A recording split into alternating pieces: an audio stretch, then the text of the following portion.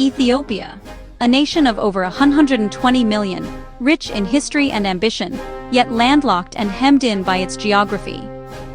In 1993, Eritrea's independence stripped Ethiopia of its entire coastline overnight, transforming it into the world's most populous landlocked country. Ports are a nation's lifeline to global trade. Without them, Ethiopia must rely on neighbors for access, paying dearly for the privilege. This dependency is a daily reality, shaping every major decision its leaders make. With a booming population and economy, Ethiopia's need for reliable, affordable sea access is more urgent than ever. Almost all trade flows through a single foreign port, an economic lifeline that could be severed at any moment. This vulnerability drives Ethiopia's foreign policy and fuels constant anxiety among its leaders. Every diplomatic move and infrastructure project is weighed against one question: does it help solve the port problem? Ethiopia's landlocked status is a story of strategic pressure and relentless struggle for autonomy. The nation's future hinges on breaking free from this geographic trap. Understanding this challenge is key to grasping the geopolitical drama in the Horn of Africa. Ethiopia is the central, yet most constrained actor in this unfolding story. The Red Sea is a vital artery for global trade. It's Bab el Mandeb Strait, a choke point for oil and goods. Today, the region is crowded with global powers: US, China, France, all with military bases in Djibouti, projecting influence and protecting interests. Middle Eastern powers like Saudi Arabia, UAE, and Turkey have joined in, investing in ports and building military ties. The result? A complex chessboard of competing interests, where local disputes can quickly become international crises. For Ethiopia, this is both opportunity and threat. Foreign investment comes with strings attached. Djibouti, Ethiopia's main trade route, hosts more foreign military bases than any other country, making its policies subject to outside influence. Regional rivalries, especially from the Middle East, now play out on Ethiopia's doorstep. Ethiopia's quest for sea access is entangled in a web of global and regional agendas. Its neighbors are no longer just local actors, but proxies for much larger powers. Navigating this landscape is a constant balancing act for Ethiopia. The stakes for access to the sea have never been higher. Egypt's lifeline is most of whose waters originate in Ethiopia. Ethiopia's Grand Renaissance Dam has triggered a fierce dispute. Egypt sees any threat to Nile flow as existential. To counter Ethiopia, Egypt has built strong ties with Djibouti, Ethiopia's main trade gateway. This partnership gives Egypt leverage over Ethiopia's economic lifeline, turning trade into a security vulnerability. Joint military exercises and naval cooperation send a clear message: Ethiopia's access to the sea is not guaranteed. Egypt's influence in Djibouti could be used as a bargaining chip in Nile negotiations. For Ethiopia, dependence on a single corridor is a weakness rivals are eager to exploit. The urgency to find alternative routes has never been greater. Egypt's shadow now stretches from the Nile to the Red Sea, tightening the siege around Ethiopia. Ethiopia's sense of encirclement is reinforced by tense relations with its neighbors. Eritrea to the north, after decades of war and a brief peace, its ports remain closed to Ethiopia. Somalia to the east, fragile, and fiercely opposes any deal that bypasses its authority, especially Ethiopia's recent agreement with Somaliland. This move sparked outrage in Mogadishu and diplomatic backlash across Africa and the Arab world.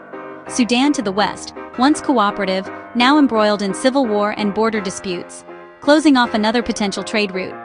Each neighbor, for their own reasons, keeps Ethiopia isolated. Eritrea's unpredictability, Somalia's sovereignty concerns, and Sudan's instability form a ring of obstacles. Ethiopia finds itself surrounded by animosity, opposition, and chaos. The quest for sea access is blocked at every turn. Breaking free from this regional ring is Ethiopia's greatest challenge. The path to the sea is a diplomatic and strategic minefield. For over 2 decades, Djibouti has been Ethiopia's main gateway to the world. A modern railway links Addis Ababa to Djibouti's port, handling over 95% of Ethiopia's maritime trade. This corridor has fueled economic growth, but at a steep cost.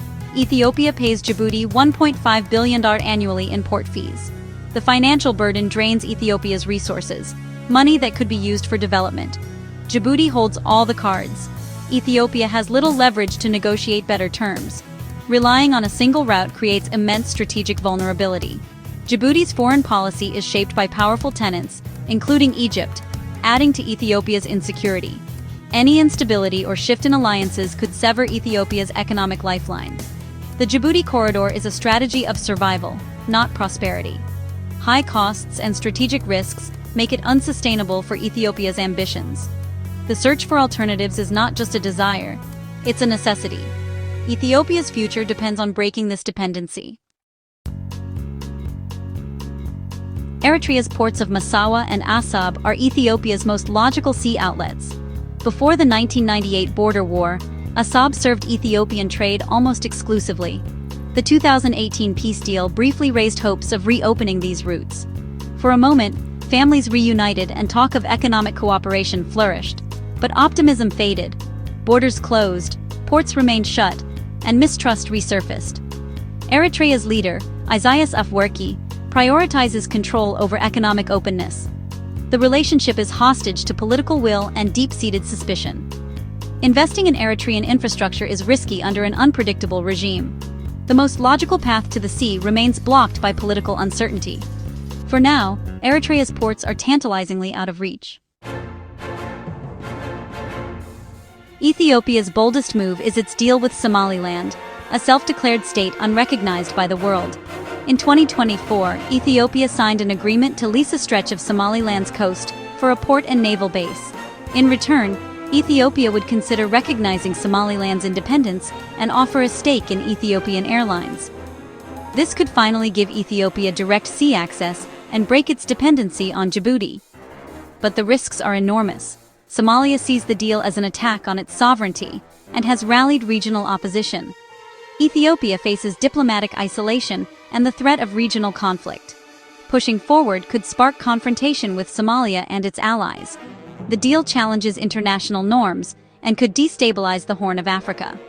The prize is immense, but so is the potential cost. Ethiopia must weigh national interest against the risk of crisis. The Somaliland gamble is high stakes and high risk. No single solution will solve Ethiopia's port problem. Relying on Djibouti is costly and risky. Eritrea is unpredictable. Somaliland is fraught with danger. Ethiopia's only viable strategy is diversification, pursuing multiple corridors and partners at once. This means supplementing Djibouti, not replacing it, and negotiating with all neighbors for new routes. Exploring Kenya's Lamu port, engaging with Eritrea, and keeping the Somaliland option open are all part of the plan. Robust diplomacy is essential. Ethiopia must rebuild trust and frame its quest as a regional opportunity, not a threat. Investing in internal stability and economic growth will make Ethiopia a stronger, more attractive partner. The choice is between confrontation and cooperation, isolation and integration. Ethiopia's future, and that of the Horn of Africa, depends on the path